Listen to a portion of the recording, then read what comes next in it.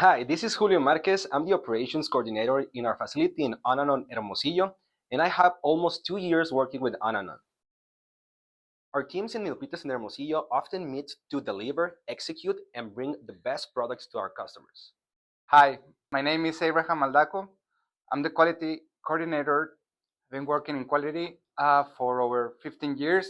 While I was at Milpitas office, I had the chance to review their processes, best practices, and compare to what we do in Hermosillo. I think that people in here is awesome. They control everything. They had a very good knowledge on what they do, and we're taking that information back and see where we are over there. Hi, my name is Jose Nava.